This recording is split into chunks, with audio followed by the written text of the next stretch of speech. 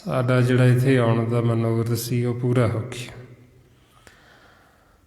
ਸਤਿਗੁਰੂ ਫਰਮਾਉਂਦੇ ਆਨੰਦ ਸੁਣੋ ਬੜ ਭਾਗੀਓ, ਸਗਲ ਮਨੋਰਥ ਪੂਰੇ, ਪਾਰ ਬ੍ਰਹਮ ਪਰ ਪਾਇਆ, ਉਤਰੇ ਸਗਲ ਵਸੂਰੇ। ਵੀ ਸਾਡੇ ਜੀਵਨ ਦਾ ਜਿਹੜਾ ਮਨੋਰਥ ਸੀ ਉਹ ਪੂਰਾ ਹੋ ਗਿਆ, ਪਾਰ ਬ੍ਰਹਮ ਪਰਮਾਤਮਾ ਨਾਲ ਮਿਲਾਪ ਹੋ ਗਿਆ। ਹੁਣ ਆਪਾਂ ਨੂੰ ਵੀ ਫਿਰ ਇਹੋ ਸਮਝਾਉਂਦੇ ਵੀ ਇਹ ਮਾਨਸ ਜਾਮਾ ਹੁਣ ਆਪਾਂ ਨੂੰ ਮਿਲਿਆ ਤੇ ਸਾਡੇ ਸਾਰਿਆਂ ਦਾ ਇਹੋ ਮਨੋਰਥ ਹੈ। ਪਰਮਾਤਮਾ ਵਾਹਿਗੁਰੂ ਦੇ ਨਾਲ ਮਿਲਾਪ ਕਰਨ, ਉਹਦੇ ਵਿੱਚ ਅਭੇਦ ਹੋਣ। ਹੁਣ ਉਹਦੇ ਵਾਸਤੇ ਫਿਰ ਇਹ ਸਤ ਸੰਗਤ ਆਪਾਂ ਨੂੰ ਸਤਿਗੁਰੂ ਕਿਰਪਾ ਕਰਦੇ ਸਤਸੰਗ 'ਚ ਲੈ ਕੇ ਆਉਂਦੇ, ਸਾਡੇ ਜੀਵਨ ਦਾ ਜਿਹੜਾ ਮਨੋਰਥ ਉਹ ਸਾਨੂੰ ਸਮਝਾਉਂਦੇ, ਦੱਸਦੇ। ਫਿਰ ਇਹ ਸਾਡਾ ਮਨੋਰਥ ਕਿਵੇਂ ਪੂਰਾ ਹੋਣਾ ਸਾਨੂੰ ਇਹ ਸਾਰਾ ਸਮਝਾਉਂਦੇ, ਭੇਜ ਦਿੰਦੇ ਵੀ ਕਿਵੇਂ ਅਸੀਂ ਮਾਲਕ ਤੋਂ ਵਿਛੜੇ ਹਾਂ, ਕਿਵੇਂ ਹੁਣ ਸਾਡਾ ਵਾਪਸ ਫਿਰ ਮਿਲਾਪ ਹੋਣਾ। ਇਹ ਵਿਛੋੜੇ ਤੋਂ ਲੈ ਕੇ ਮਿਲਾਪ ਤੱਕ ਦੀ ਜੋ ਕਹਾਣੀ ਹੈ ਇਹਨੂੰ ਅਕਥ ਕਹਾਣੀ ਕਹਿੰਦੇ ਆ। ਕਥ ਕਥ ਪ੍ਰੇਮ ਕਥਾ ਦਾ ਨਾਮ ਦਿੱਤਾ ਗਿਆ। ਇਹ ਆਪਣੇ ਸਾਰਿਆਂ ਦੇ ਮਨਾਂ ਦੀ ਕਹਾਣੀ ਹੈ, ਸਾਡੀ ਆਪਣੀ ਕਹਾਣੀ ਵੀ ਕਿਵੇਂ ਅਸੀਂ ਮਾਲਕ ਤੋਂ ਵਿਛੜੇ ਹਾਂ ਅਤੇ ਕਿਵੇਂ ਹੁਣ ਅਸੀਂ ਮਿਲਾਪ ਕਰਨਾ। ਹੁਣ ਜਦੋਂ ਆਪਾਂ ਸੰਗਤ ਰੂਪ ਦੇ ਵਿੱਚ ਸਾਰੇ ਇਕੱਠੇ ਹੁੰਦੇ, ਇਹ ਅਸੀਂ ਪਿਛਲੇ ਜਨਮਾਂ ਦੇ ਵਿਛੜੇ ਹੋਏ ਸੰਜੋਗੀ ਇਕੱਠੇ ਹੋ ਜਾਂਦੇ। ਜਦੋਂ ਆਪਾਂ ਫਿਰ ਪਿਛਲੇ ਸੰਜੋਗੀ ਇਕੱਠੇ ਹੁੰਦੇ ਹਾਂ, ਫਿਰ ਅਸੀਂ ਆਪਦਾ ਮਿਲ ਕੇ ਪਿਛੋਕੜ ਫਰੋਲਦੇ। ਫਿਰ ਆਪਾਂ ਆਪਣੇ ਮਾਤਾ ਪਿਤਾ ਦੀ ਕਹਾਣੀ ਕਰਦੇ ਵੀ ਅਸੀਂ ਕਿਵੇਂ ਘਰ ਤੋਂ ਚੱਲੇ, ਕਿਹੜੇ ਕਿਹੜੇ ਆਕਾਰਾਂ ਦੇ ਵਿੱਚ ਹੁੰਦੇ ਆਏ, ਫਿਰ ਕਿਵੇਂ ਸਾਨੂੰ ਮਾਨਸ ਜਾਮਾ ਮਿਲਿਆ, ਫਿਰ ਗੁਰੂ ਦੀ ਸ਼ਰਨ 'ਚ ਜਾ ਕੇ ਕਿਵੇਂ ਮਿਲਾਪ ਹੋਇਆ। ਫਿਰ ਇਹ ਸਾਰੀ ਕਹਾਣੀ ਨੂੰ ਅਕਥ ਕਹਾਣੀ ਕੀਤੀ। ਫਿਰ ਇਹ ਜਿਹੜੀਆਂ ਕਹਾਣੀਆਂ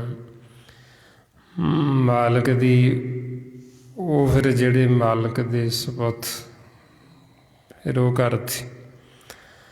ਆਪਾਂ ਸਾਰੇ ਬੱਚੇ ਹਾਂ ਅਕਾਲ ਪੁਰਖ ਦੀ, ਮਾਰੇ ਕਹਿੰਦੇ ਬਬਾਣੀਆਂ ਕਹਾਣੀਆਂ ਪੁੱਤ ਸਪੁੱਤ ਕਰੇਣ, ਸਤਿਗੁਰ ਭਾਵੇ ਤਾਂ ਮੰਨ ਲੈਣ ਸਹੀ ਕਰਮ ਕਰੇਣ। ਬਈ ਫਿਰ ਆਪਾਂ ਸਾਰੇ ਮਿਲ ਕੇ ਇਹ ਮਾਲਕ ਦੀ ਕਹਾਣੀ ਆਪਣਾ ਪਿਛੋਕੜ ਉਹ ਫੋਲਦੇ ਬਈ ਕਿਵੇਂ ਅਸੀਂ ਮਾਲਕ ਤੋਂ ਵਿਛੜੇ ਅਤੇ ਕਿਵੇਂ ਹੁਣ ਵਾਪਸ ਫਿਰ ਸਾਡਾ ਮਿਲਾਪ ਹੋਵੇ। ਫਿਰ ਇਹਨੂੰ ਮਹਾਰਾਜ ਕਹਿੰਦੇ ਪੂਰਬ ਜਨਮ ਕੇ ਮਿਲੇ ਸੰਜੋਗੀ। ਬਈ ਅਸੀਂ ਪੂਰਬਲੇ ਜਨਮਾਂ ਦੇ ਪਿਛਲੇ ਵਿਛੜੇ ਹੋਏ, ਫਿਰ ਸਾਡਾ ਸੰਜੋਗ ਜੁੜ ਗਿਆ, ਆਪਾਂ ਫਿਰ ਇਕੱਠੇ ਹੋ ਗਏ ਮਾਨਸ ਜਾਮੇ ਵਿੱਚ। ਹੁਣ ਆਪਾਂ ਨੂੰ ਫਿਰ ਕਹਿੰਦੇ ਵੀ ਅਸੀਂ ਕਿਵੇਂ ਵਿਛੜਦੇ ਹਾਂ, ਕਿਉਂਕਿ ਪਹਿਲਾਂ ਵੀ ਇਕੱਠੇ ਰਹੇ ਫਿਰ ਵਿਛੜ ਜਾਂਦੇ, ਫਿਰ ਇਕੱਠੇ ਹੋ ਜਾਂਦੇ ਫਿਰ ਵਿਛੜ ਜਾਂਦੇ। ਹੁਣ ਸਾਨੂੰ ਵੀ ਕੌਣ ਸਮਝਾਵੇ ਵੀ ਉਹ ਕਿਹੜੀ ਵਿਧੀ ਹੈ ਜਿਹੜੀ ਵਿਧੀ ਕਰਕੇ ਅਸੀਂ ਵਿਛੜਦੇ ਹਾਂ। ਹੁਣ ਕਿਹੜੀ ਵਿਧੀ ਤਰੀਕਾ ਅਪਣਾਈਏ ਵੀ ਸਾਡਾ ਵਿਛੋੜਾ ਨਾ ਪਵੇ, ਵੀ ਅਸੀਂ ਇੱਥੇ ਵੀ ਜੇ ਇਕੱਠੇ ਹਾਂ ਅਤੇ ਅੱਗੇ ਜਾ ਕੇ ਆਪਦੇ ਘਰ ਵਿੱਚ ਵੀ ਇਕੱਠੇ ਹੋ ਜਾਈਏ ਦਰਗਾਹ ਦੇ ਵਿੱਚ। ਮਹਾਰਾਜ ਕਹਿੰਦੇ ਫਿਰ ਇਹ ਸਾਨੂੰ ਵੈਦ ਗੁਰਮੁਖ ਦੱਸਦੇ, ਸੰਤ ਸਾਧੂ ਜਨ ਦੱਸਦੇ ਵੀ ਕਿਹੜੀ ਵਿਧੀ ਕਰਕੇ ਅਸੀਂ ਵਿਛੜਦੇ। ਮਹਾਰਾਜ ਕਹਿੰਦੇ ਕਿਤ ਵਿਦ ਵਿਛੜੇ ਕਿਤ ਵਿਦ ਮਿਲੀਏ। ਇਹ ਵਿਦ ਕੌਣ ਪ੍ਰਗਟਾਏ ਜੀਓ, ਵੀ ਸਾਨੂੰ ਕੌਣ ਦੱਸੇ ਵੀ ਕਿਹੜੀ ਵਿਧੀ ਅਸੀਂ ਅਪਣਾਉਂਦੇ ਹਾਂ ਜਿਹਦੇ ਕਰਕੇ ਸਾਡਾ ਵਿਛੋੜਾ ਪੈ ਜਾਂਦਾ। ਕਿਹੜੀ ਵਿਧੀ ਅਪਣਾਈਏ ਵੀ ਫਿਰ ਸਾਡਾ ਮਿਲਾਪ ਹੋਵੇ। ਫਿਰ ਮਹਾਰਾਜ ਕਹਿੰਦੇ ਗੁਰਮੁਖ ਮਿਲੀਏ ਮਨਮੁਖ ਵਿਛੜੇ। ਇਹ ਵਿਦ ਗੁਰਮੁਖ ਪ੍ਰਗਟਾਈ ਜੀ। ਬਈ ਜਿਹੜੇ ਤਾਂ ਮਨਮੁਖ ਨੇ ਉਹ ਤਾਂ ਵਿਛੜੇ ਹੀ ਰਹਿੰਦੇ, ਉਹਨਾਂ ਦਾ ਵਿਛੋੜਾ ਤਾਂ ਪਿਆ ਹੀ ਰਹਿੰਦਾ। ਜਿਹੜੇ ਗੁਰਮੁਖ ਨੇ ਉਹ ਫਿਰ ਮਾਲਕ ਨੂੰ ਮਿਲ ਪੈਂਦੇ, ਅਤੇ ਇਹ ਫਿਰ ਵਿਧ ਸਾਨੂੰ ਗੁਰਮੁਖ ਦੱਸਦੇ ਬਈ ਅਸੀਂ ਕਿਹੜੀ ਵਿਧੀ ਅਪਣਾਉਂਦੇ ਹਾਂ, ਤਰੀਕਾ ਅਪਣਾਉਂਦੇ ਜਦੋਂ ਸਾਡਾ ਵਿਛੋੜਾ ਪੈਂਦਾ। ਸਤਿਗੁਰੂ ਕਹਿੰਦੇ ਵੀ ਅਸੀਂ ਵਿਧੀ ਅਪਣਾਉਂਦੇ ਜਦੋਂ ਵੈਰ ਵਿਰੋਧ ਵਾਲੀ, ਈਰਖਾ ਨਫ਼ਰਤ ਵਾਲੀ, ਹਉਮੈ ਹੰਕਾਰ ਵਾਲੀ। ਫਿਰ ਇਹ ਵਿਧੀ ਜਦੋਂ ਅਸੀਂ ਤਰੀਕਾ ਵਰਤਦੇ ਹਾਂ ਉਦੋਂ ਅਸੀਂ ਵਿਛੜਦੇ ਹਾਂ, ਸਾਡਾ ਵਿਛੋੜਾ ਪੈਂਦਾ, ਅਤੇ ਫਿਰ ਅਸੀਂ ਵਾਰ-ਵਾਰ ਜੁੜਨਾ ਚਾਹੁੰਦੇ। ਸਤਿਗੁਰੂ ਫਰਮਾਉਂਦੇ ਵੈਰ ਵਿਰੋਧ, ਕਾਮ ਕ੍ਰੋਧ ਮੋਹ, ਝੂਠ ਵਿਕਾਰ, ਮਹਾ ਲੋਭ ਧਰੋ, ਇਹ ਆਹੂੰ ਜੁਗਤ ਬਹਾਨੇ ਕਈ ਜਨਮ। ਬਈ ਜਦੋਂ ਦਾ ਅਸੀਂ ਇਹ ਜੁਗਤ ਅਪਣਾਈ, ਫਿਰ ਅਸੀਂ ਵਾਰ-ਵਾਰ ਗਾਂਹ ਦੀ ਗਾਂਹ ਜੂਨਾਂ ਦੇ ਵਿੱਚ ਤੁਰੇ ਆ ਰਹੇ ਹਾਂ, ਮਿਲ ਜਾਂਦੇ, ਵਿਛੜ ਜਾਂਦੇ, ਫਿਰ ਅੱਗੇ ਕਾਰਨ ਚਲੇ ਜਾਂਦੇ। ਹੁਣ ਜੇ ਅਸੀਂ ਮਾਲਕ ਨੂੰ ਮਿਲਣਾ ਚਾਹੁੰਦੇ, ਫਿਰ ਆਪ ਨੂੰ ਕਹਿੰਦੇ ਵੀ ਹੁਣ ਤੁਸੀਂ ਇਹ ਪ੍ਰੇਮ ਦੇ ਮਾਰਗ 'ਤੇ ਚੱਲੋ, ਸੰਤ ਮਾਰਗ 'ਤੇ ਚੱਲੋ, ਵੀ ਉਹ ਸੰਜੋਗ ਜੋੜੋ ਜਿਹੜਾ ਧੁਰ ਦਰਗਾਹ ਤੱਕ ਨਿਭੇ। ਫਿਰ ਉਹਦੇ ਲਈ ਕਿਹੜਾ ਸੰਜੋਗ ਕਰੀਏ? ਕਹਿੰਦੇ ਮਿਲ ਕੇ ਸਿਮਰਨ ਕਰੋ, ਮਾਲਕ ਦੇ ਗੁਣ ਗਾਵੋ। ਜਿਹੜੇ ਤਾਂ ਵਿਧੀ ਵਰਤਦੇ ਵੈਰ ਵਿਰੋਧ ਵਾਲੀ, ਜਦੋਂ ਇਕੱਠੇ ਹੁੰਦੇ, ਨਿੰਦਿਆ ਚੁਗਲੀ ਕਰਦੇ, ਈਰਖਾ ਕਰਦੇ, ਕਿਸੇ ਦੇ ਔਗਣ ਫਰੋਲਦੇ, ਉਹ ਵਿਧੀ ਤਾਂ ਸਾਨੂੰ ਵਿਛੋੜਨ ਵਾਲੀ। ਅਸੀਂ ਵਿਛੜ ਜਾਂਗੇ, ਅਸੀਂ ਫਿਰ ਅੱਗੇ ਜੂਨਾਂ 'ਚ ਜਾ ਵੜਾਂਗੇ। ਜੇ ਹੁਣ ਅਸੀਂ ਵਿਧੀ ਤਰੀਕਾ ਅਪਣਾਵਾਂਗੇ, ਮਾਲਕ ਦੇ ਗੁਣ ਗਾਵਾਂਗੇ, ਉਹਦਾ ਸਿਮਰਨ ਕਰਾਂਗੇ, ਉਹਦੀ ਸਿਫਤ ਸਲਾਹ ਕਰਾਂਗੇ, ਫਿਰ ਇਹ ਸਾਡਾ ਸੰਜੋਗ ਅੱਗੇ ਵਧੇਗਾ ਅਤੇ ਧੁਰ ਦਰਗਾਹ ਤੱਕ ਨਿਭਜੇਗਾ। ਮਾਰੇ ਫਰਮਾਉਂਦੇ ਸਹੀ ਸੰਜੋਗ ਕਰੋ ਮੇਰੇ ਪਿਆਰੇ, ਜਿਤ ਰਸਨਾ ਹਰ ਨਾਮ ਉਚਾਰੇ। ਬਈ ਜੇ ਤਾਂ ਅਸੀਂ ਇਹ ਸੰਜੋਗ ਕਰਦੇ ਹਾਂ, ਰਸਨਾ ਦੁਆਰਾ ਨਾਮ ਉਚਾਰਦੇ ਹਾਂ, ਸਿਮਰਨ ਕਰਦੇ ਹਾਂ, ਮਾਲਕ ਦੇ ਗੁਣ ਗਾਉਂਦੇ, ਫਿਰ ਤਾਂ ਅਸੀਂ ਘਰ ਚਲੇ ਜਾਵਾਂਗੇ, ਸਾਡਾ ਮਾਲਕ ਨਾਲ ਮਿਲਾਪ ਹੋ ਜਾਏਗਾ। ਜੇ ਅਸੀਂ ਵਿਧੀ ਅਪਣਾਵਾਂਗੇ ਵੈਰ ਵਿਰੋਧ ਵਾਲੀ, ਫਿਰ ਅਸੀਂ ਫਿਰ ਵਿਛੜ ਜਾਵਾਂਗੇ, ਫਿਰ ਵਾਪਸ ਜੂਨਾਂ 'ਚ ਕਾਰਾਂ ਦੇ ਵਿੱਚ ਜਾ ਵੜਾਂਗੇ। ਹੌਲੀ ਇਸ ਲਈ ਫਿਰ ਜਦੋਂ ਸਾਡੇ 'ਤੇ ਮਾਲਕ ਕਿਰਪਾ ਕਰਦੇ, ਉਹ ਸਾਨੂੰ ਮੁਕਤ ਕਰਨਾ ਚਾਹੁੰਦੇ, ਉਹ ਫਿਰ ਸਾਨੂੰ ਸਤ ਸੰਗਤ ਦੇ ਵਿੱਚ ਲੈ ਕੇ ਆਉਂਦੇ। ਇਹ ਮਾਲਕ ਦੀ ਕਿਰਪਾ ਦੀ ਨਿਸ਼ਾਨੀ। ਸਤਿਗੁਰੂ ਫਰਮਾਉਂਦੇ ਜਿਸ 'ਤੇ ਕਿਰਪਾ ਕਰੇ ਤੇ ਇਸ ਸਤ ਸੰਗਤ ਮਿਲਾਏ। ਬਈ ਜਿਹਦੇ 'ਤੇ ਮਾਲਕ ਵਾਹਿਗੁਰੂ ਕਿਰਪਾ ਕਰਦੇ, ਉਹਨੂੰ ਸਤ ਸੰਗਤ ਮਿਲਾਉਂਦੇ, ਉਹਨੂੰ ਸਤ ਸੰਗਤ ਦੇ ਵਿੱਚ ਲੈ ਕੇ ਆਉਂਦੇ। ਇਹ ਮਾਲਕ ਦੀ ਕਿਰਪਾ ਦੀ ਨਿਸ਼ਾਨੀ।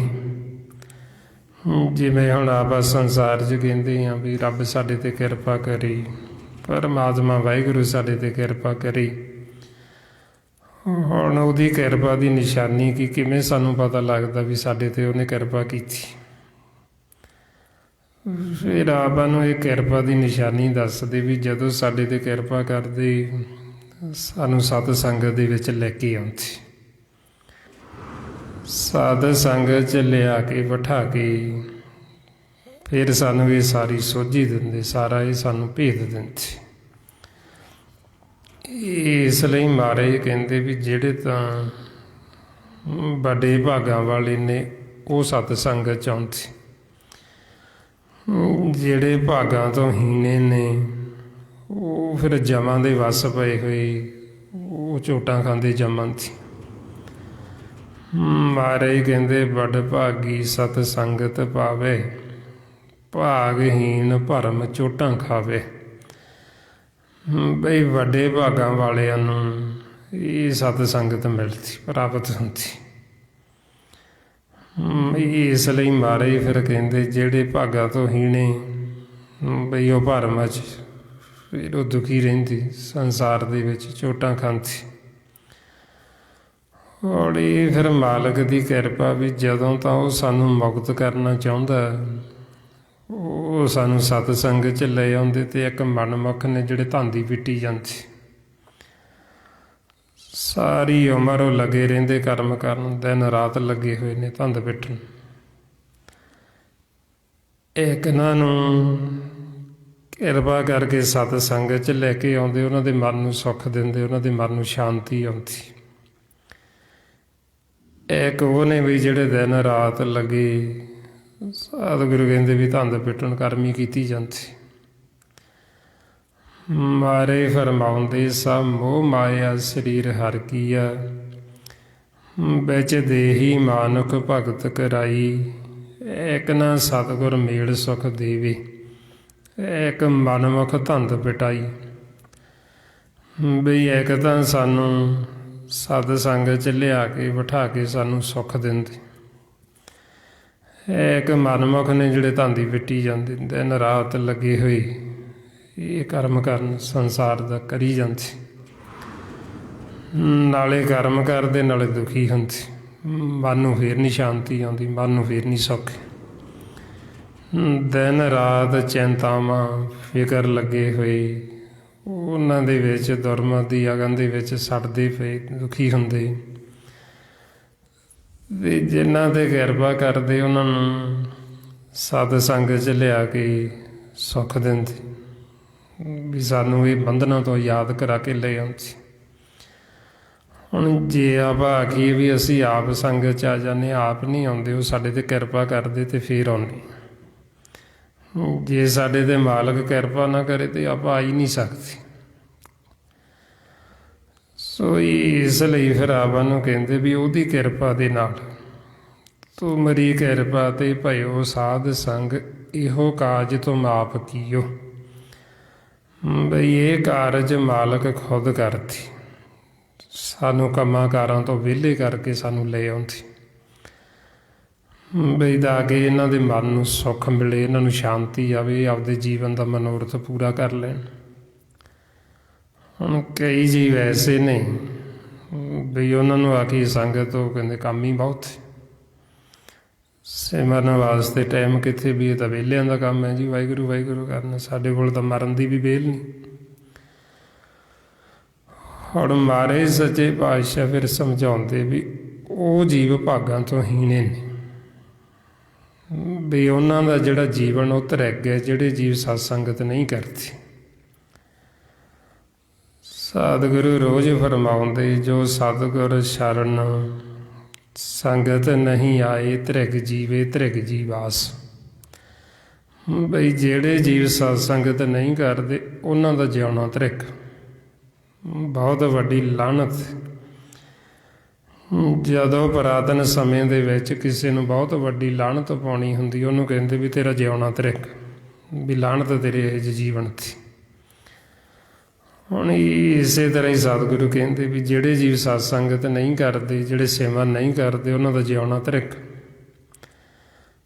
ਵੀ ਜਿਸ ਕਰਮ ਦੇ ਨਾਲ ਉਹ ਬੱਝੇ ਨੇ ਸੰਸਾਰ ਦੇ ਵਿੱਚ, ਉਹਨਾਂ ਦਾ ਸਾਰਾ ਯੁੱਕ ਕੀਤਾ ਹੋਇਆ ਕਰਮ ਧ੍ਰਿਗ। ਜੋ ਪਹਿਨਦੇ ਉਹਨਾਂ ਦਾ ਪਹਿਨਣਾ ਧ੍ਰਿਗ, ਜੋ ਖਾਂਦੇ ਉਹਨਾਂ ਦਾ ਖਾਣਾ ਧ੍ਰਿਗ। ਜਿਸ ਕਟੰਬ ਦੀ ਖਾਤਰ ਉਹ ਦਿਨ ਰਾਤ ਲੱਗੇ ਹੋਏ ਮਾਰੇ ਗਏ, ਤੁਹਾਡਾ ਕਟੰਬ ਧ੍ਰਿਗ। ਜਦੋਂ ਸੌਂਦੇ ਉਹਨਾਂ ਨੂੰ ਕਹਿੰਦੇ ਤੁਹਾਡਾ ਸੌਣਾ ਧ੍ਰਿਗ।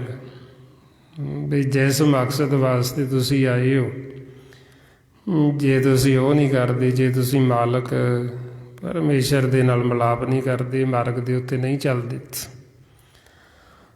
ਸਤਿਗੁਰੂ ਫਰਮਾਉਂਦੇ ਧ੍ਰਿਗ ਧ੍ਰਿਗ ਖਾਇਆ, ਧ੍ਰਿਗ ਧ੍ਰਿਗ ਸੋਇਆ, ਧ੍ਰਿਗ ਧ੍ਰਿਗ ਕੱਪ ਡੰਗ ਚੜਾਇਆ, ਧ੍ਰਿਗ ਸਰੀਰ ਕਟੰਬ ਸਹਿਤ ਸਿਓ, ਜਿਤ ਹੁਣ ਖਸਮ ਨਾ ਪਾਇਆ। ਮਹਾਰਾਜ ਸੱਚੇ ਪਾਤਸ਼ਾਹ ਉਹਨਾਂ ਜੀਵਾਂ ਨੂੰ ਲਾਹਨਤਾਂ ਹੀ ਪਾਉਂਦੇ ਬਈ ਜਿਹੜੇ ਜੀਵ ਸਤਸੰਗਤ ਨਹੀਂ ਕਰਦੇ, ਜਿਹੜੇ ਸਿਮਰਨ ਨਹੀਂ ਕਰਦੇ, ਉਹ ਜੋ ਵੀ ਕਰਦੇ ਉਹਨਾਂ ਨੂੰ ਕਹਿੰਦੇ ਤੁਹਾਡਾ ਇਹ ਸਾਰਾ ਕੀਤਾ ਹੀ ਧਰਿਕ, ਵੀ ਲਾਹਨਤ ਹੈ ਤੁਹਾਡਾ ਇਹ ਜਿਹੇ ਕਰਨ ਦੇ ਉੱਤੇ ਵੀ ਜਿਹਦੇ ਨਾਲ ਤੁਸੀਂ ਵੱਜੇ ਹੋਏ। ਬਈ ਜਿਸ ਮਕਸਦ ਵਾਸਤੇ ਤੁਸੀਂ ਆਏ ਹੋ ਤੁਸੀਂ ਉਹ ਤਾਂ ਕਰਦੇ ਹੀ ਰਹੇ, ਤੁਸੀਂ ਸਿਮਰਨ ਤਾਂ ਕਰਦੇ ਨਹੀਂ, ਸਤਸੰਗਤ ਕਰਦੇ ਨਹੀਂ। ਫਿਰ ਸਾਡਾ ਸਾਰਾ ਕੁਛ ਹੀ ਕੀਤਾ ਹੋਇਆ ਉਹਨੂੰ ਪਾਪ ਕਹਿੰਦੇ, ਚਾਹੇ ਅਸੀਂ ਆਪਦੇ ਜਾਣੇ ਬੜੇ ਸਿਆਣੇ ਬਣੇ ਫਿਰੀਏ ਵੀ ਅਸੀਂ ਤਾਂ ਜੀ ਬਹੁਤ ਵਧੀਆ ਕੰਮ ਕਰਦੇ ਹਾਂ। ਜਿਹੜਾ ਜੀਵ ਸਤਸੰਗਤ ਨਹੀਂ ਕਰਦਾ, ਸਿਮਰਨ ਨਹੀਂ ਕਰਦਾ, ਉਹ ਜੋ ਵੀ ਕਰਦਾ ਉਹਨੂੰ ਪਾਪ ਕਹਿੰਦੇ ਗੁਰਬਾਣੀ 'ਚ, ਵੀ ਇਹ ਪਾਪ ਕਰ ਰਹੀ ਹੈ। ਉਹਨੂੰ ਗੁਰਬਾਣੀ ਗੁਰੂ ਵਿੱਚ ਚੋਰ ਆਖੀ, ਵੀ ਇਹ ਨਾਮ ਤੋਂ ਹੀਣਾ, ਇਹ ਨਾਮ ਤੋਂ ਟੁੱਟਿਆ ਹੋਇਆ ਤੇ ਚੋਰ ਹੈ। ਜਿਨ੍ਹਾਂ ਨੇ ਹੁਣ ਨਾਮ ਨੂੰ ਵਿਸਾਰ ਕੇ ਹੋਰ ਕਰਮ ਨੂੰ ਜ਼ਿਆਦਾ ਅਹਿਮੀਅਤ ਦੇ ਦਿੱਤੀ, ਜਿਵੇਂ ਜੀਵ ਕਹਿੰਦਾ ਵੀ ਮੇਰੇ ਕੋਲ ਕੰਮ ਹੀ ਬਹੁਤ, ਟਾਈਮ ਨਹੀਂ ਹੈ। ਮਹਾਰਾਜ ਕਹਿੰਦੇ ਵੀ ਉਹ ਚੋਰ ਹੈ ਤੇ ਉਹਨੂੰ ਇਸ ਤਰ੍ਹਾਂ ਕੁੱਟ ਪੈਣੀ ਅੰਤ ਸਮੇਂ ਵੀ ਜਿਵੇਂ ਇੱਕ ਚੋਰ ਨੂੰ ਸੰਨ ਲਾਉਂਦੇ ਨੂੰ ਫੜ ਲੈਂਦੀ, ਦੂਜੇ ਘਰੇ ਉਹ ਚੋਰੀ ਕਰਦਾ ਤੇ ਮੌਕੇ 'ਤੇ ਉਹਨੂੰ ਫੜ ਲਿਆ ਜਾਵੇ ਤੇ ਉਹਦੇ ਕੁੱਟ ਪੈਂਦੀ। ਇਸੇ ਤਰ੍ਹਾਂ ਹੀ ਉਹ ਮਨਮੁੱਖਾਂ ਦੀ ਹਾਲਤ ਹੈ। ਮਹਾਰਾਜ ਫਰਮਾਉਂਦੇ ਜਿੰਨੀ ਨਾਮ ਵਸਾਰੇ ਆ ਬਹੁ ਕਰਮ ਕਮਾਵਣ ਹੋਰ, ਨਾਨਕ ਜੰਪੁਰ ਵੱਧੇ ਮਾਰੀਏ ਜਾਂ ਸੰਨੀ ਉੱਪਰ ਚੋਰ। ਬਈ ਜਿਨ੍ਹਾਂ ਨੇ ਨਾਮ ਨੂੰ ਵਿਸਾਰ ਕੇ ਹੋਰ ਅਵਰ ਕਾਜ ਨੂੰ ਜ਼ਿਆਦਾ ਅਹਿਮੀਅਤ ਦੇ ਦਿੱਤੀ, ਸਿਮਰਨ ਛੱਡ ਦਿੱਤਾ ਮਾਲਕ ਦਾ, ਜ਼ਿਆਦਾ ਅਵਰ ਕਾਜ ਹੀ ਦਿਨ ਰਾਤ ਲੱਗੇ ਹੋਏ ਕਰੀ ਜਾਂਦੇ। ਮਹਾਰਾਜ ਕਹਿੰਦੇ ਚੋਰ ਨੇ, ਨਾਮ ਤੋਂ ਟੁੱਟੇ ਹੋਏ। ਉਹਨਾਂ ਦਾ ਜਿਹੜਾ ਜਿਉਣਾ ਫਿਰ ਤਾਂ ਕਹਿੰਦੇ ਵੀ ਤੁਹਾਡਾ ਜਿਉਣਾ ਧਰਿਕ ਗਿਆ, ਲਾਹਨਤ ਇਹ ਜਿਹੇ ਜੀਵਨ ਦੇ ਉੱਤੇ। ਜਿਹੜੇ ਜੀਵ ਸਿਮਰਨ ਕਰਦੇ ਹੀ ਨਹੀਂ, ਮਹਾਰਾਜ ਕਹਿੰਦੇ ਵੀ ਉਹਨਾਂ ਦੇ ਤਾਂ ਅਸੀਂ ਦਰਸ਼ਨ ਵੀ ਨਹੀਂ ਕਰਨਾ ਚਾਹੁੰਦੇ ਐਸੇ ਜੀਵਾਂ 'ਤੇ। ਵੀ ਜਿਹੜੇ ਮਾਲਕ ਨੂੰ ਸਿਮਰਦੇ ਨਹੀਂ ਤੇ ਜਿਨ੍ਹਾਂ ਦੇ ਅੰਦਰ ਅੰਤਰ ਜਿਹੜੇ ਦੁਵਿਧਾ ਦੇ ਵਿੱਚ ਬੈਰ ਵਿਰੋਧ ਨੇ। ਸਤਿਗੁਰੂ ਕਹਿੰਦੇ ਜੋ ਨਾ ਭਜੰਤੇ ਨਾਰਾਇਣ, ਤੈਨ ਕਾ ਮੈਂ ਨਾ ਕਰੂੰ ਦਰਸ਼ਨ, ਜੈਸੇ ਪਸ਼ ਤੈਸੇ ਹੋਏ ਨਰ, ਜਾ ਕੇ ਭੀਤਰ ਹੈ ਅੰਤਰ। ਬਈ ਜਿਨ੍ਹਾਂ ਦੇ ਅੰਦਰ ਦੁਵਿਧਾ ਹੈ, ਬਈ ਉਹ ਪਸ਼ੂਆਂ ਵਰਗੇ, ਜਿੱਦਾਂ ਦਾ ਪਸ਼ੂ ਹੁੰਦਾ ਉੱਦਾਂ ਦੇ ਉਹ ਨੇ ਮਨਮੁੱਖ। ਸੋ ਇਸ ਲਈ ਫਿਰ ਸਮਝਾਉਂਦੇ ਵੀ ਜਦ ਤੱਕ ਜੀਵ ਸਤਸੰਗਤ ਨਹੀਂ ਕਰਦਾ ਓਨਾ ਸਮਾਂ ਉਹਦਾ ਜਿਹੜਾ ਜੀਵਨ ਉਹ ਪਸ਼ੂਆਂ ਵਰਗਾ ਹੈ। ਜਿਵੇਂ ਇੱਕ ਪਸ਼ੂ ਭਾਰ ਢੋਂਦਾ, ਸਾਰੀ ਉਮਰ ਮਨਮੁੱਖ ਭਾਰ ਹੀ ਢੋਂਦਾ ਰਹਿੰਦਾ, ਦਿਨ ਰਾਤ ਲੱਗਿਆ ਹੋਇਆ ਭਾਰ ਢੋਣ। ਸਤਿਗੁਰੂ ਕਹਿੰਦੇ ਵੀ ਸਵੇਰੇ ਉੱਠਦਾ ਹੈ, ਇਹ ਨਹੀਂ ਪਤਾ ਵੀ ਕਿੱਥੋਂ ਆਇਆ, ਕਿਹਨੇ ਭੇਜੀ, ਖਾਧਾ ਪੀਤਾ ਕਰਮ 'ਤੇ ਲੱਗ ਗਈ। ਸਾਰਾ ਦਿਨ ਪਸ਼ੂਆਂ ਵਾਂਗੂ ਕੰਮ ਕੀਤੀ ਗਏ, ਰਾਤ ਨੂੰ ਵਿਹਲੇ ਹੋਏ ਕੰਮ ਤੋਂ ਲੜਾਈ ਝਗੜਾ ਕਰ ਲਿਆ, ਫੇਰ ਸੌਂ ਗਏ। ਮਹਾਰਾਜ ਕਹਿੰਦੇ ਵੀ ਐਸਾ ਜੀਵਨ ਤੇ ਇੱਕ ਪਸ਼ੂ ਵੀ ਗੁਜ਼ਾਰਦਾ, ਵੀ ਉਹ ਵੀ ਖਾਂਦੇ ਪੀਂਦੇ, ਉਹ ਵੀ ਸੌਂਦੇ, ਆਪਦੇ ਬੱਚੇ ਤਾਂ ਉਹ ਵੀ ਪਾਲਦੇ ਨੇ। ਬਈ ਇਹ ਜਿਹੜਾ ਤੁਹਾਨੂੰ ਮਾਨਸ ਜਾਮਾ ਦਿੱਤਾ ਇਹ ਸਿਰਫ ਇਸ ਵਾਸਤੇ ਨਹੀਂ ਵੀ ਖਾ ਲਿਆ ਪੀ ਲਿਆ ਕਰਮ ਕਰ ਲਿਆ ਸੌਂ ਗਏ ਲੜਾਈਆਂ ਝਗੜੇ ਕਰ ਲਏ।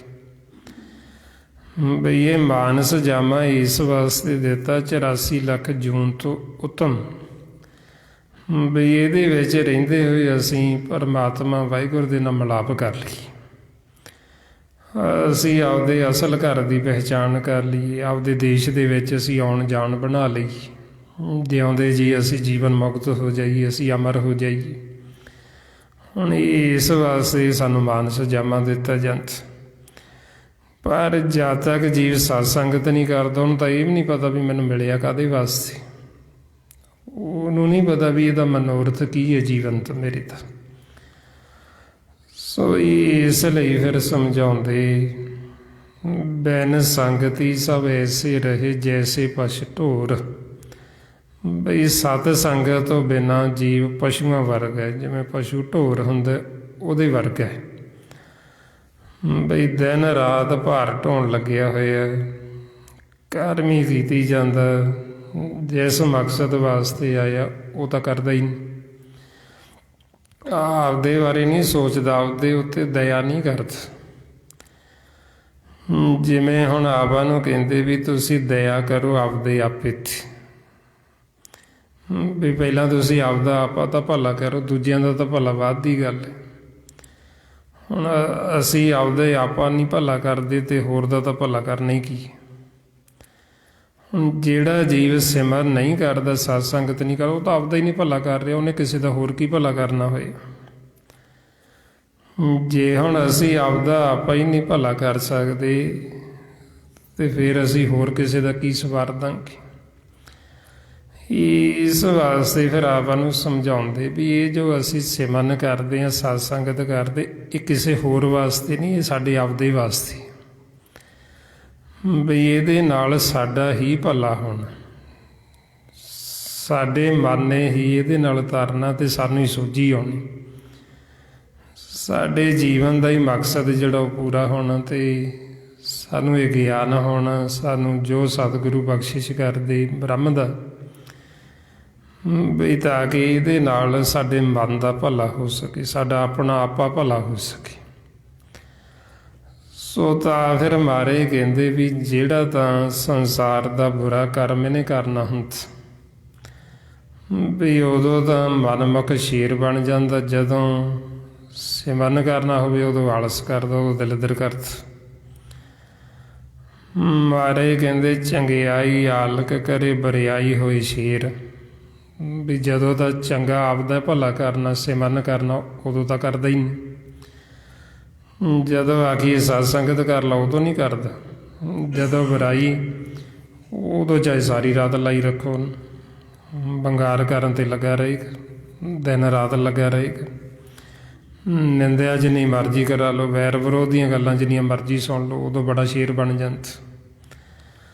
ਮਹਾਰਾਜ ਫਿਰ ਇਸ ਲਈ ਕਹਿੰਦੇ ਵੀ ਜਦੋਂ ਤਾਂ ਚੰਗਾ ਕੰਮ ਕਰਨਾ ਉਦੋਂ ਆਲਸ ਕਰਦਾ, ਅਤੇ ਜਦੋਂ ਬੁਰਾ ਉਦੋਂ ਸ਼ੇਰ ਬਣਦਾ, ਵੀ ਉਦੋਂ ਫਿਰ ਬੜੀ ਉੱਚੀ ਬੋਲਦਾ, ਇਹਦੀ ਆਵਾਜ਼ ਬੜੀ ਨਿਕਲਦੀ।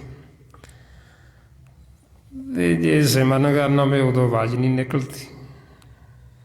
ਸੋ ਇਸ ਲਈ ਫਿਰ ਸਮਝਾਉਂਦੇ ਵੀ ਇਹਦੇ ਵਿੱਚ ਸਾਡਾ ਆਪਣਾ ਭਲਾ ਹੋਣਾ,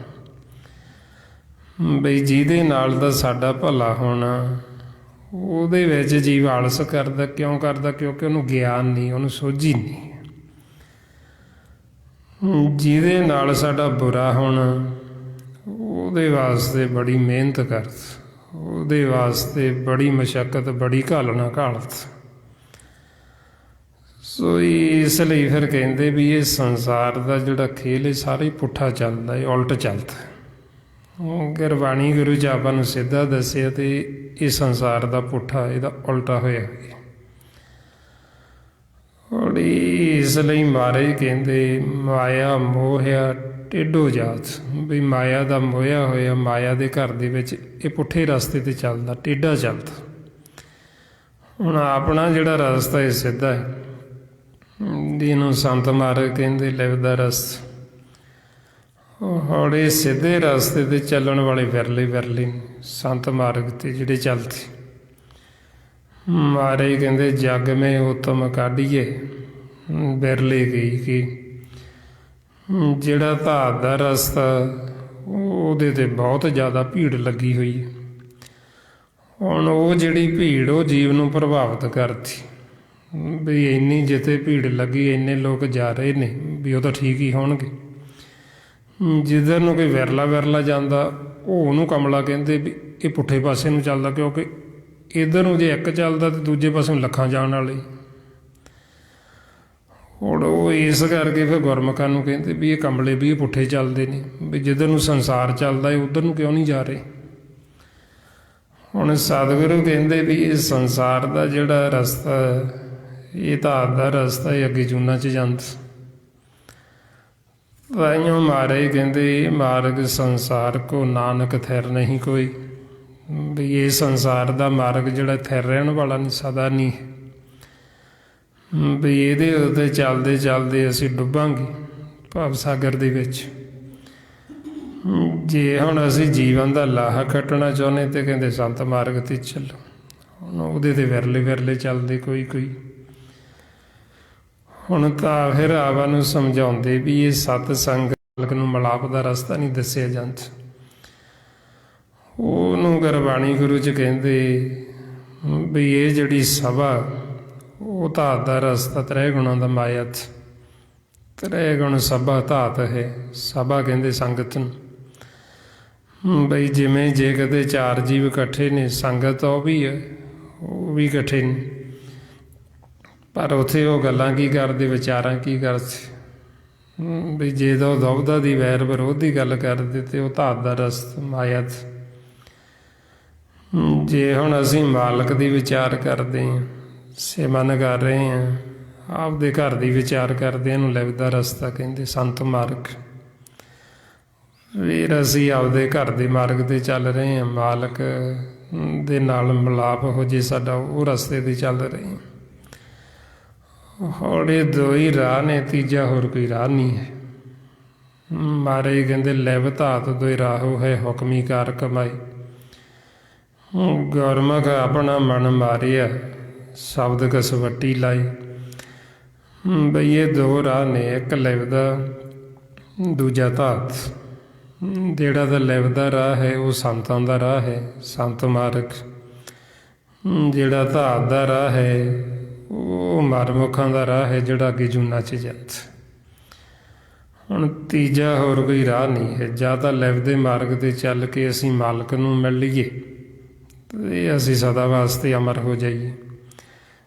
ਜੇ ਅਸੀਂ ਧਾਤ ਦੇ ਰਾਹ 'ਤੇ ਚੱਲਾਂਗੇ ਤੇ ਉਹ ਅੱਗੇ ਅਕਾਰਾਂ 'ਚ ਲੈ ਜਾਏਗਾ, ਵਾਪਸ ਅਸੀਂ ਜੂਨਾਂ 'ਚ ਮੁੜ ਜਾਵਾਂਗੇ। ਹੁਣ ਇੱਕ ਵਾਰ ਅਸੀਂ ਜੂਨਾਂ ਦੇ ਵਿੱਚ ਇੱਥੋਂ ਦੁਬਾਰਾ ਮੁੜੇ, ਫਿਰ ਪਤਾ ਨਹੀਂ ਕਿੰਨੇ ਕੁ ਯੁੱਗ ਲੰਘ ਜਾਣ ਦੁਬਾਰਾ ਮਾਨਸ ਜਾਮੇ ਤੱਕ ਪਹੁੰਚਣ ਵਾਸਤੇ। ਸਾਡੇ ਪੌੜੀ ਹੈ 84 ਲੱਖ ਜੂਨ, ਜਿਹਦੇ 'ਤੇ ਅਸੀਂ ਚੜ੍ਹਦੇ ਚੜ੍ਹਦੇ ਚੜ੍ਹਦੇ ਸਭ ਤੋਂ ਉੱਪਰਲੇ ਟੰਬੇ 'ਤੇ ਆ ਗਏ, ਸਟੈਪ 'ਤੇ। ਜ਼ਿਆਦਾ ਹੁਣ ਅਸੀਂ ਮਾਲਕ ਨਾਲ ਮਿਲਾਪ ਕਰ ਲਈਏ, ਨਾਮ ਨਾਲ ਜੁੜ ਜਾਈਏ। ਜੇ ਅਸੀਂ ਹੁਣ ਇੱਧਰ ਉੱਧਰ ਧਿਆਨ ਰੱਖਿਆ, ਸਿੱਧਾ ਹੀ ਉੱਤੋਂ ਫਿਰ ਥੱਲੇ ਡਿੱਗਾਂਗੇ। ਉੱਪਰੋਂ ਜੀਵ ਥੱਲੇ ਨੂੰ ਡਿੱਗਿਆ ਹੋਇਆ, ਫਿਰ ਰਾਹ ਦੇ ਵਿੱਚ ਕਿਤੇ ਠੌਰ ਨਹੀਂ ਪਾਉਂਦਾ। ਮਹਾਰਾਜ ਕਹਿੰਦੇ ਸਿੱਧਾ ਹੀ ਥੱਲੇ ਡਿੱਗ। ਇਸ ਲਈ ਸਾਨੂੰ ਫਰਮਾਉਂਦੇ 184 ਜੂਨ ਸਬਾਈ, ਮਾਨਸ ਕੋ ਪ੍ਰਭ ਦੀ ਵਡਿਆਈ। ਇਸ ਪੌੜੀ 'ਤੇ ਜੋ ਨਰ ਚੂਕੇ, ਸੋ ਆਈ ਜਾਈ ਦੁੱਖ ਪਾਈਂਦਾ। ਬਈ ਜੇ ਹੁਣ ਅਸੀਂ ਇਹ ਟੰਬੇ ਤੋਂ ਥੁੜਕ ਗਏ, ਸਿੱਧਾ ਹੀ ਥੱਲੇ ਡਿੱਗਾਂਗੇ, ਫਿਰ ਆਉਣ ਜਾਣ ਦੇ ਚੱਕਰ 'ਚ ਪੈ ਜਾਵਾਂਗੇ, ਫਿਰ ਦੁੱਖ ਪਾਵਾਂਗੇ। ਸੋ ਇਸ ਵਾਸਤੇ ਫਿਰ ਆਪਾਂ ਨੂੰ ਸਮਝਾਉਂਦੇ ਵੀ ਇਹ ਸਭ ਤੋਂ ਉੱਤਮ ਅਤੇ ਸਭ ਤੋਂ ਸ੍ਰੇਸ਼ਟ ਹੈ ਮਾਨਸ ਜਾਮਾ, ਜਿਹੜਾ ਸਾਨੂੰ ਮਿਲਿਆ। ਵੀ ਇਹਨੂੰ ਮਾਮੂਲੀ ਨਾ ਸਮਝੋ ਵੀ ਉੱਦਾਂ ਹੀ ਮਿਲ ਗਿਆ। ਇਹਦੇ ਤੱਕ ਪਹੁੰਚਣ ਵਾਸਤੇ ਸਾਨੂੰ ਬੜੇ ਜਨਮ ਲੱਗ ਜਾਂਦੇ। ਮਹਾਰਾਜ ਫਰਮਾਉਂਦੇ ਫਿਰਤ ਫਿਰਤ ਬਹੁਤੇ ਯੁੱਗ ਹਾਰਿਓ ਮਾਨਸ ਦੇ ਲਈ। ਬਈ ਇੰਨੇ ਯੁੱਗ, ਇੰਨਾ ਲੰਮਾ ਸਮਾਂ ਅਸੀਂ ਕਿੱਥੇ ਫਿਰਦੇ ਰਹੇ ਨੇ, ਇਹ ਤਰਲੋਕੀ 'ਚ ਹੋਰਾਂ ਜੂਨਾਂ ਦੇ ਵਿੱਚ। ਕਿਤੇ ਆਪਾਂ ਆਕਾਸ਼ ਲੋਕ ਨੂੰ ਚਲੇ ਜਾਂਦੇ, ਪੰਛੀ ਬਣ ਜਾਂਦੇ, ਕਿਤੇ ਆਪਾਂ ਪਤਾਲ ਲੋਕ ਨੂੰ ਚਲੇ ਜਾਂਦੇ, ਪਾਣੀ ਦੇ ਜਾਨਵਰ ਬਣ ਜਾਂਦੇ, ਕਿਤੇ ਆਪਾਂ ਭੂਮ ਲੋਕ 'ਚ ਆ ਜਾਂਦੇ, ਆ ਦਰਖਤ ਫਸਲ ਬਾੜੀਆਂ ਬਣ ਜਾਂਦੇ। ਹੁਣ ਇਹ ਤਰਲੋਕੀ ਦੇ ਵਿੱਚੋਂ ਨਿਕਲਦੇ ਨਿਕਲਦੇ ਹੀ ਸਾਨੂੰ ਕਈ ਯੁੱਗ ਲੰਘ ਜਾਂਦੇ, ਇਹ ਮਾਨਸ ਜਾਮੇ ਤੱਕ ਆਉਣ ਵਾਸਤੇ। ਹੁਣ ਇਸ ਲਈ ਫਿਰ ਆਪਾਂ ਨੂੰ ਸਮਝਾਉਂਦੇ ਵੀ ਇਹ ਮਾਨਸ ਜਾਮਾ ਮਿਲਿਆ, ਹੁਣ ਇਹਦੇ ਵਿੱਚ ਤੁਸੀਂ ਸਿਮਰਨ ਕਿਉਂ ਨਹੀਂ ਕਰਦੇ, ਸਤ ਸੰਗਤ ਕਿਉਂ ਨਹੀਂ ਕਰਦੇ। ਮਹਾਰਾਜ ਕਹਿੰਦੇ ਫਿਰਤ ਫਿਰਤ ਬਹੁਤੇ ਯੁੱਗ ਹਾਰਿਓ ਮਾਨਸ ਦੇ ਲਈ। ਨਾਨਕ ਕਹਿਤ ਮਿਲਣ ਕੀ ਬਰੀਆ, ਸਿਮਰਤ ਕਹਾ ਨਹੀਂ।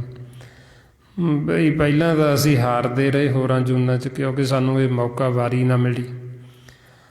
ਹੁਣ ਸਾਨੂੰ ਇਹ ਵਾਰੀ ਮਿਲ ਗਈ, ਅਤੇ ਹੁਣ ਕਹਿੰਦੇ ਸਿਮਰਨ ਕਿਉਂ ਨਹੀਂ ਕਰਦੇ, ਹੁਣ ਕਿਉਂ ਨਹੀਂ ਸਤ ਸੰਗਤ ਕਰਕੇ, ਕਿਉਂ ਨਹੀਂ ਸੋਝੀ ਲੈਂਦੇ, ਕਿਉਂ ਨਹੀਂ ਗਿਆਨ ਲੈਂਦੇ।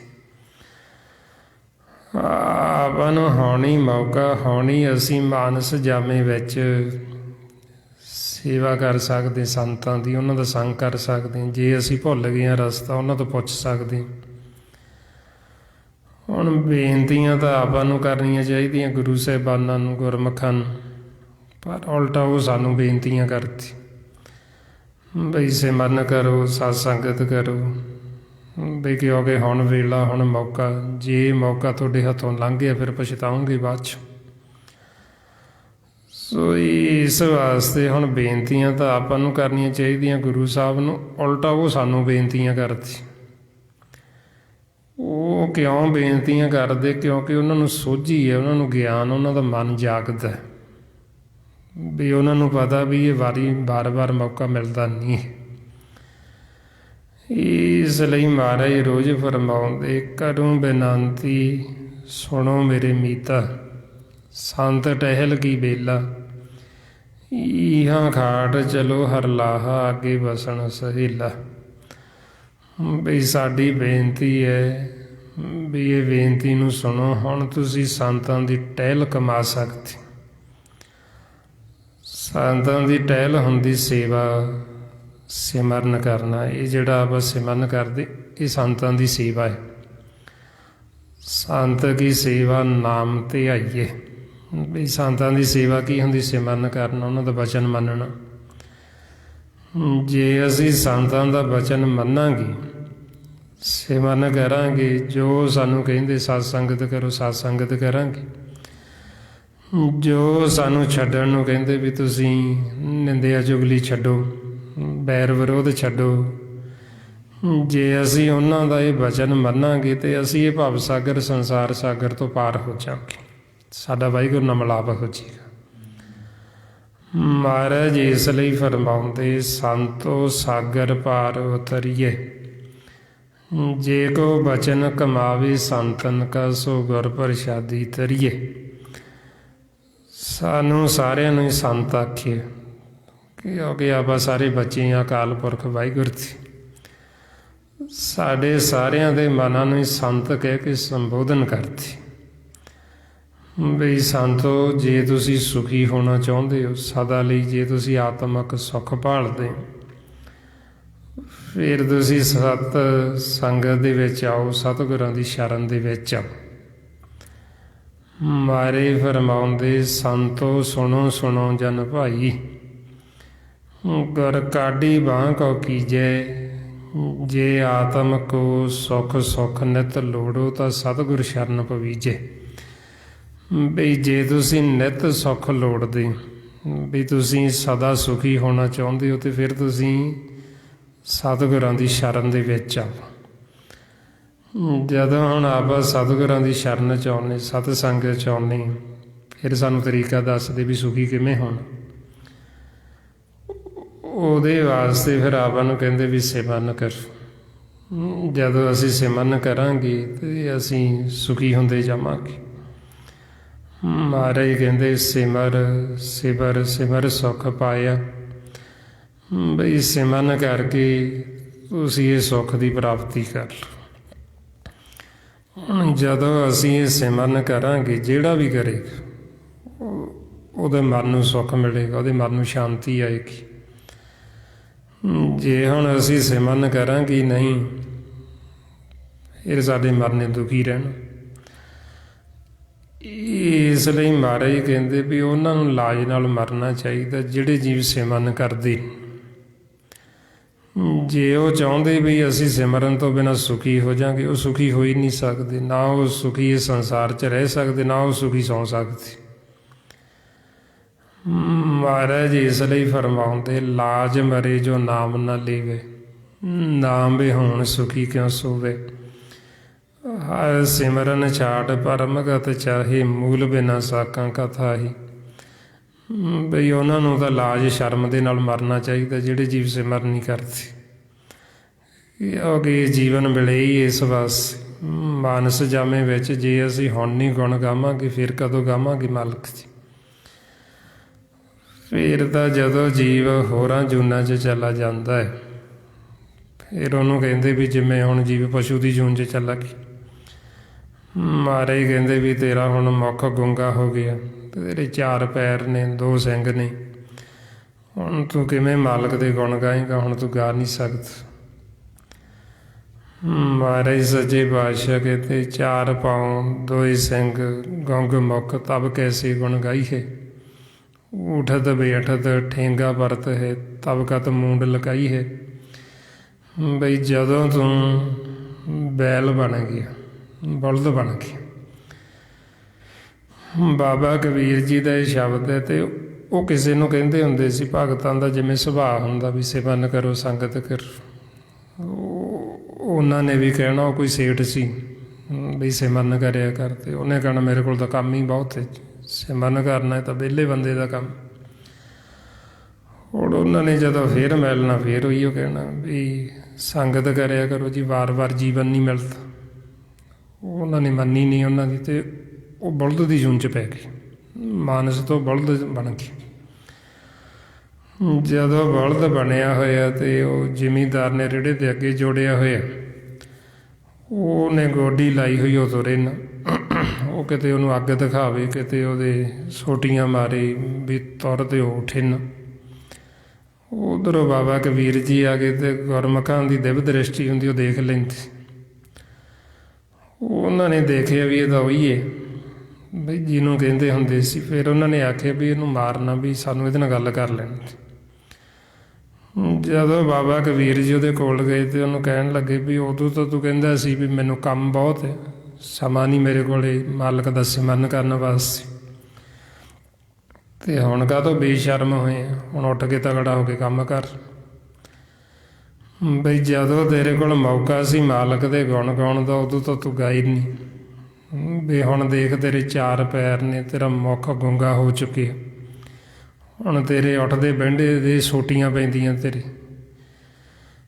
ਬਈ ਹੁਣ ਤੂੰ ਮਾਲਕ ਦੇ ਗੁਣ ਨਹੀਂ ਗਾ ਸਕੇਗਾ, ਹੁਣ ਤੈਨੂੰ ਮੌਕਾ ਨਹੀਂ, ਹੁਣ ਤੈਨੂੰ ਇਹ ਵਾਰੀ ਨਹੀਂ ਹੈ। ਜਦੋਂ ਵਾਰੀ ਸੀ ਉਹ ਤੂੰ ਲੰਘਾ ਦਿੱਤੀ। ਫਿਰ ਉਹ ਉੱਠ ਕੇ ਖੜਾ ਹੋ ਗਿਆ, ਤੇ ਉਹ ਜ਼ਿਮੀਂਦਾਰ ਪੁੱਛਣ ਲੱਗਿਆ ਵੀ ਇਹਨੂੰ ਕੀ ਆਖੀ। ਉਹ ਫਿਰ ਉਹਨਾਂ ਨੇ ਦੱਸਿਆ ਵੀ ਇਹ ਫਲਾਣਾ ਪਹਿਲਾਂ ਇਹ ਸੇਠ ਸੀ, ਇਹਨੇ ਸਿਮਰਨ ਨਹੀਂ ਕੀਤਾ ਤੇ ਹੁਣ ਬਲਦ ਬਣ ਗਿਆ। ਤੇ ਉਹਨੇ ਵੀ ਪੁਰਾਣੀ ਛੁੱਟੀ ਤੇ ਫਟਾਫਟ ਬਾਬਾ ਜੀ ਨੂੰ ਪੁੱਛਿਆ ਮੈਨੂੰ ਦੱਸੋ ਸਿਮਰਨ ਕਿਵੇਂ ਕਰਨਾ, ਵੀ ਇਹ ਨਾ ਹੋਵੇ ਵੀ ਮੈਂ ਵੀ ਮਾਨਸ ਜਾਮੇ 'ਚੋਂ ਕਿਤੇ ਫਿਰ ਇੱਧਰ ਚਲੇ ਜਾਵਾਂ ਹੋਰਾਂ ਜੂਨਾਂ ਦੇ ਵਿੱਚ। ਸੋ ਇਸ ਕਰਕੇ ਫਿਰ ਆਪਾਂ ਨੂੰ ਸਤਿਗੁਰਾਂ ਨੇ ਗੁਰਬਾਣੀ ਗੁਰੂ 'ਚ ਸਮਝਾਇਆ ਵੀ ਇਸ ਤਰ੍ਹਾਂ ਜੀਵ ਜਿਹੜੇ ਸਿਮਰਨ ਭਗਤੀ ਨਹੀਂ ਕਰਦੇ ਉਹ ਦੂਸਰੀਆਂ ਜੂਨਾਂ 'ਚ ਚਲੇ ਜਾਂਦੇ। ਜਦੋਂ ਉਹ ਜੂਨਾਂ 'ਚ ਚਲੇ ਗਏ ਫਿਰ ਉਦੋਂ ਕਹਿੰਦੇ ਵੀ ਤੇਰਾ ਮੁੱਖ ਗੁੰਗਾ ਹੋ ਚੁੱਕਿਆ, ਹੁਣ ਤੇਰੇ 4 ਪੈਰ ਨੇ, 2 ਤੇਰੇ ਸਿੰਘ ਨੇ, ਬਈ ਹੁਣ ਤੂੰ ਸਿਮਰਨ ਨਹੀਂ ਕਰ ਸਕਦਾ, ਹੁਣ ਤੂੰ ਕਿਵੇਂ ਮਾਲਕ ਦੇ ਗੁਣ ਗਾਏਂਗਾ। ਹੁਣ ਤੇਰੇ ਲਗਾਤਾਰ ਸੋਟੀਆਂ ਪੈ ਰਹੀਆਂ, ਉੱਠਦਾ ਬਹਿੰਦਾ ਹੁਣ ਤੂੰ ਸੋਟੀਆਂ ਖਾਨਾ। ਔਰ ਇਸੇ ਤਰ੍ਹਾਂ ਹੀ ਆਪਾਂ ਨੂੰ ਸਤਿਗੁਰੂ ਸਮਝਾਉਂਦੇ ਵੀ ਇਹ ਹੋਣੀ ਵੇਲਾ, ਹੋਣੀ ਮੌਕਾ ਹੈ। ਉਹ ਤਾਂ ਸਾਨੂੰ ਬੇਨਤੀਆਂ ਕਰਦੇ ਵੀ ਹੁਣ ਤੁਸੀਂ ਇਹ ਸੰਤਾਂ ਦੀ ਟਹਿਲ ਕਮਾ ਸਕਦੇ ਹੋ, ਹੁਣ ਤੁਸੀਂ ਸਿਮਰਨ ਕਰ ਸਕਦੇ। ਜਦੋਂ ਇਹ ਸਾਡੇ ਹੱਥੋਂ ਸਮਾਂ ਨਿਕਲ ਗਿਆ ਮਾਨਸ ਜਾਮਾ, ਤੇ ਫਿਰ ਪਤਾ ਨਹੀਂ ਜੇ ਹੋਰ ਕਾਰ 'ਚ ਚਲੇ ਗਏ ਫਿਰ ਤਾਂ ਇਹ ਵਾਰੀ ਮਿਲਣੀ ਨਹੀਂ। ਸੋ ਇਸ ਲਈ ਕਹਿੰਦੇ ਵੀ ਹੁਣ ਮਾਨਸ ਜਾਮੇ ਵਿੱਚ ਰਹਿੰਦੇ ਰਹਿੰਦੇ ਸਿਮਰਨ ਕਰਕੇ ਨਾਮ ਦੇ ਨਾਲ ਜੁੜ ਜਾਓ ਅੰਦਰੋਂ। ਉਹ ਜੋ ਅਨਹਦ ਸ਼ਬਦ ਜਿਹਨੂੰ ਸ਼ਬਦ ਗੁਰੂ ਕਹਿੰਦੇ, ਉਹ ਸ਼ਬਦ ਗੁਰੂ ਨੇ ਫਿਰ ਸਾਨੂੰ ਸੱਚ ਮਾਲਕ ਤੱਕ ਲੈ ਜਾਣਾ, ਜੋ ਸਾਡਾ ਸਾਰਿਆਂ ਦਾ ਮਾਤਾ ਪਿਤਾ ਪ੍ਰਕਾਸ਼। ਆਓ ਹੁਣ ਕਿਵੇਂ ਅਸੀਂ ਨਾਮ ਤੱਕ ਪਹੁੰਚਣਾ, ਉਹਦੇ ਵਾਸਤੇ ਜੋ ਮਹਾਰਾਜ ਆਪਾਂ ਨੂੰ ਇਸ ਸਿਮਰਨ ਅਭਿਆਸ ਦੱਸਦੇ। ਆਓ ਸਾਰੇ ਗੁਰਮੁਖ ਪਿਆਰੇ ਕਰੋ ਜੀ ਸ਼ੁਰੂ। ਵਾਹਿਗੁਰੂ ਵਾਹਿਗੁਰੂ ਵਾਹਿਗੁਰੂ ਵਾਹਿਗੁਰੂ ਵਾਹਿਗੁਰੂ ਵਾਹਿਗੁਰੂ ਵਾਹਿਗੁਰੂ ਵਾਹਿਗੁਰੂ ਵਾਹਿਗੁਰੂ ਵਾਹਿਗੁਰੂ ਵਾਹਿਗੁਰੂ ਵਾਹਿਗੁਰੂ ਵਾਹਿਗੁਰੂ ਵਾਹਿਗੁਰੂ ਵਾਹਿਗੁਰੂ ਗੁਰੂ ਵਾਹਿ ਗੁਰੂ ਵਾਹਿ ਗੁਰੂ ਵਾਹਿ ਗੁਰੂ ਵਾਹਿ ਗੁਰੂ ਵਾਹਿ ਗੁਰੂ ਵਾਹਿ ਗੁਰੂ ਵਾਹਿ ਗੁਰੂ ਵਾਹਿ ਗੁਰੂ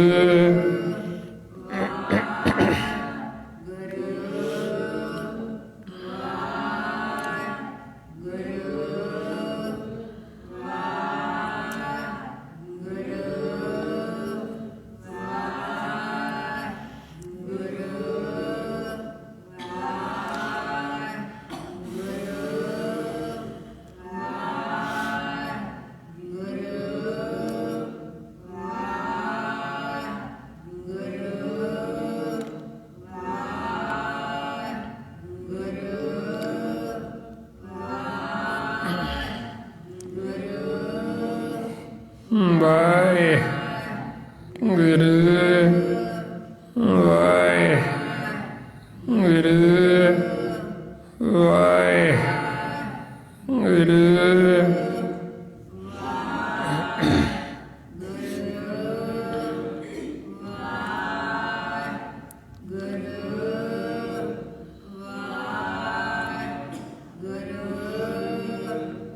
ਵਾਹਿਗੁਰੂ ਜੀ ਕਾ ਖਾਲਸਾ ਵਾਹਿਗੁਰੂ ਜੀ ਕੀ ਫਤਿਹ। ਇਸ ਤਰੀਕੇ ਨਾਲ ਗੁਰਮੁਖ ਜਦੋਂ ਇਹ ਆਪਸ ਮਨ ਕਰਦੇ, ਇਹ ਆਪਣੇ ਜਿਹੜੇ ਸਵਾਸ ਨੇ ਦਮ, ਇਹਨਾਂ ਨੂੰ ਆਪਾਂ ਸੰਭਾਲਦੇ। ਹੁਣ ਇਹੋ ਆਪਾਂ ਨੂੰ ਮਹਾਰਾਜ ਸਮਝਾਉਂਦੇ ਵੀ ਇਹਨਾਂ ਸਵਾਸਾਂ ਨੂੰ, ਇਹਨਾਂ ਦਮਾਂ ਨੂੰ ਸੰਭਾਲੋ, ਕਿਉਂਕਿ ਇਹਨਾਂ ਦੇ ਬਦਲੇ ਸਾਨੂੰ ਨਾਮ ਰਤਨ ਦੀ ਪ੍ਰਾਪਤੀ ਹੋਣੀ, ਇਹਨਾਂ ਦੇ ਬਦਲੇ ਸਾਨੂੰ ਸਾਡੇ ਮਨ ਦੀ ਖੁਰਾਕ ਅੰਮ੍ਰਿਤ ਰਸ ਦੀ ਪ੍ਰਾਪਤੀ ਹੋਣੀ। ਹੁਣ ਇਸ ਲਈ ਫਿਰ ਕਹਿੰਦੇ ਵੀ ਜੇ ਹੁਣ ਤੁਸੀਂ ਲੁੱਟਣਾ ਹੈ ਖਜ਼ਾਨਾ ਤੇ ਲੁੱਟ ਲਓ, ਜਿੰਨਾ ਤੁਸੀਂ ਸਿਮਰਨ ਕਰ ਸਕਦੇ ਵੱਧ ਤੋਂ ਵੱਧ ਕਰ ਲਓ, ਨਹੀਂ ਤਾਂ ਫਿਰ ਜਦੋਂ ਜੀਵ ਦੇ ਪ੍ਰਾਣ ਖਤਮ ਹੋ ਜਾਂਦੇ ਫਿਰ ਉਹ ਪਛਤਾਉਂਦਾ ਹੈ ਬਈ ਇਹ ਸਵਾਸ ਮੇਰੇ ਇੰਨੇ ਕੀਮਤੀ ਸੀ, ਵਡਮੁੱਲੇ ਸੀ, ਵੀ ਮੈਂ ਇਹਨਾਂ ਨੂੰ ਸਾਂਭਿਆ ਕਿਉਂ ਨਾ, ਮੈਂ ਇਹਨਾਂ ਦੁਆਰਾ ਸਿਮਰਨ ਕਰਕੇ ਕਿਉਂ ਨਾ ਨਾਮ ਧਨ ਖਟਿਆ। ਫਿਰ ਇਸ ਲਈ ਸਾਨੂੰ ਕਹਿੰਦੇ ਵੀ ਪਹਿਲਾਂ ਤਾਂ ਅਸੀਂ ਲੁੱਟੇ ਜਾ ਰਹੇ ਹੁੰਦੇ ਹਾਂ, ਸਾਡਾ ਇਸ ਸਵਾਸਾਂ ਦਾ ਧਨ ਲੁੱਟਿਆ ਜਾ ਰਿਹਾ। ਹੁਣ ਆਪਾਂ ਨੂੰ ਸੋਝੀ ਦਿੰਦੇ ਵੀ ਹੁਣ ਤੁਸੀਂ ਲੁੱਟ ਲਓ ਖਜ਼ਾਨਾ ਜਿੰਨਾ ਲੁੱਟ ਸਕਦੇ। ਮਾਰੇ ਫਰਮਾਉਂਦੇ ਕਬੀਰ ਲੂਟਣਾ ਹੈ ਤੋ ਲੂਟ ਲੈ, ਰਾਮ ਨਾਮ ਹੈ ਲੂਟ, ਫਿਰ ਪਾਛੇ ਪਛਤਾਓਗੇ ਜਾਂ ਪ੍ਰਾਣ ਜਾਏਂਗੇ ਛੂਟ। ਬਈ ਫਿਰ ਜਦੋਂ ਪ੍ਰਾਣ ਜੀਵ ਦੇ ਖਤਮ ਹੋ ਜਾਂਦੇ ਫਿਰ ਉਹ ਪਛਤਾਉਂਦਾ ਵੀ ਇੰਨਾ ਕੀਮਤੀ, ਇੰਨਾ ਬੜਮੁੱਲਾ ਧਨ ਦਿੱਤਾ ਸੀ ਮਾਲਕ ਨੇ ਮੈਨੂੰ, ਜਿਹਦੀ ਮੈਂ ਕਦਰ ਨਾ ਜਾਣ। ਬਈ ਜਿਹਨੂੰ ਮੈਂ ਸਵਾਸਾਂ ਨੂੰ ਕੌਡੀਆਂ ਦੇ ਭਾਈ ਖਰਚ ਕਰਦਾ ਰਿਹਾ, ਮੈਂ ਇਹਨਾਂ ਨੂੰ ਸਾਂਭਿਆ ਕਿਉਂ ਨਾ, ਸੰਭਾਲਿਆ ਕਿਉਂ ਨਾ। ਸੋ ਇਸ ਲਈ ਹੁਣ ਆਪਾਂ ਨੂੰ ਕਹਿੰਦੇ ਵੀ ਇਹ ਅਮੁੱਲ ਵਸਤੂ ਹੈ, ਇਹਨਾਂ ਸਵਾਸਾਂ ਨੂੰ ਵੈਰ ਵਿਰੋਧ 'ਚ ਪੈ ਕੇ, ਇਹਨਾਂ ਨੂੰ ਨਿੰਦਿਆ ਚੁਗਲੀ ਕਰਕੇ, ਇਹਨਾਂ ਨੂੰ ਲੜਾਈਆਂ ਝਗੜੇ ਕਰਕੇ ਇਹਨਾਂ ਨੂੰ ਵਿਅਰਥ ਖਰਾਬ ਨਾ ਕਰੋ। ਇਹਨਾਂ ਸਵਾਸਾਂ ਨੂੰ ਸਿਮਰਨ ਕਰਕੇ ਮਾਲਕ ਦੀ ਯਾਦ ਦੇ ਵਿੱਚ ਸਮਾਂ ਬਤੀਤ ਕਰੋ ਅਤੇ ਇਹਨਾਂ ਸਵਾਸਾਂ ਨੂੰ ਨਿਰਗੁਣ ਦੇ ਖਜ਼ਾਨੇ 'ਚ ਜਮ੍ਹਾਂ ਕਰੋ। ਇਹਨਾਂ ਦਮਾਂ ਨੂੰ ਸੰਭਾਲੋ, ਦਮ ਦਮ ਸਦਾ ਸੰਭਾਲਦਾ ਦਮ ਨਾ ਵਿਰਥਾ ਜਾਏ। ਬਈ ਜਿਹੜੇ ਦਮ ਨਾਲ ਅਸੀਂ ਨਹੀਂ ਸਿਮਰਨ ਕਰਦੇ ਉਹ ਸਾਡਾ ਵਿਅਰਥ ਚਲਾ ਜਾਂਦਾ। ਜੋ ਦਮ ਚੇਤਨ ਆਵੀ ਸੋ ਦਮ ਵਿਰਥਾ ਜਾਏ। ਹੁਣ ਆਪਾਂ ਕੋਸ਼ਿਸ਼ ਕਰਨੀ ਬਈ ਹਰੇਕ ਦਮ ਦੇ ਨਾਲ ਅਸੀਂ ਸਿਮਰਨ ਕਰਨਾ ਹੁੰਦਾ, ਬਈ ਇਹਨਾਂ ਦਮਾਂ ਨੂੰ ਸੰਭਾਲੀਏ ਵੱਧ ਤੋਂ ਵੱਧ। ਬਹਿੰਦੇ ਉੱਠਦੇ ਕੰਮ ਕਾਰ ਕਰਦੇ ਇਹ ਆਪਾਂ ਸਿਮਰਨ ਜਾਰੀ ਰੱਖਣਾ ਹੁੰਦਾ ਵੀ ਤਾਂ ਕਿ ਸਾਡਾ ਸੁਭਾਅ ਬਣ ਜੇ, ਸਾਡੇ ਹਿਰਦੇ 'ਚ ਵਸ ਜੇ, ਵੀ ਸਾਨੂੰ ਇਹ ਸਿਮਰਨ ਭੁੱਲੇ ਨਾ। ਗੁਰਬਾਣੀ ਗੁਰੂ ਨੂੰ ਜਦੋਂ ਆਪਾਂ ਪੜ੍ਹਦੇ ਹਾਂ ਨਾਲ ਨਾਲ ਵਿਚਾਰਨਾ, ਖੋਜਣਾ ਸਹੀ ਦੇ ਵਿੱਚ ਅਤੇ ਵੱਧ ਤੋਂ ਵੱਧ ਆਪਾਂ ਸਤਸੰਗਤ ਕਰਨੀ। ਇਹ ਜੋ ਸਾਰਾ ਭੇਤ ਗੁਰਬਾਣੀ ਗੁਰੂ ਦੁਆਰਾ ਆਪਾਂ ਨੂੰ ਦਿੱਤਾ ਮਹਾਂਪੁਰਖਾਂ ਨੇ, ਭਾਈ ਸਾਹਿਬ ਭਾਈ ਸੇਵਾ ਸਿੰਘ ਜੀ ਧਰਮਾਲਾ, ਜੋ ਗੁਰਮੁਖਾਂ ਨੇ ਆਪਾਂ ਨੂੰ ਸਮਝਾਇਆ ਗੁਰਬਾਣੀ ਗੁਰੂ ਦੁਆਰਾ, ਉਸੇ ਗਿਆਨ ਨੂੰ ਆਪਾਂ ਦ੍ਰਿੜ ਕਰਦੇ ਹਾਂ ਵੀ ਤਾਂ ਕਿ ਸਾਡੇ ਹਿਰਦੇ 'ਚ ਵਸ ਜੇ, ਸਾਨੂੰ ਭੁੱਲੇ ਨਾ, ਸਾਨੂੰ ਵਿਸਰੇ ਨਾ, ਅਤੇ ਅਸੀਂ ਆਪਦੇ ਜੀਵਨ ਦਾ ਲਾਹਾ ਕੱਟ ਕੇ ਇੱਥੋਂ ਵਾਪਸ ਜਾਈਏ। ਸੋ ਇੰਨੀਆਂ ਬੇਨਤੀਆਂ, ਇੰਨੇ ਵਿਚਾਰ ਕਰਦੇ ਹੋਏ, ਜੇ ਕੋਈ ਐਸਾ ਸ਼ਬਦ ਬੋਲਿਆ ਗਿਆ ਹੋਵੇ ਸੰਗਤ ਅਤੇ ਸਤਿਗੁਰੂ ਬਖਸ਼ਣ ਯੋਗ ਨੇ, ਬਖਸ਼ ਲੈਣਾ ਜੀ। ਵਾਹਿਗੁਰੂ ਜੀ ਕਾ ਖਾਲਸਾ, ਵਾਹਿਗੁਰੂ ਜੀ ਕੀ ਫਤਿਹ। ਵਾਹਿਗੁਰੂ ਵਾਹਿਗੁਰੂ ਵਾਹਿ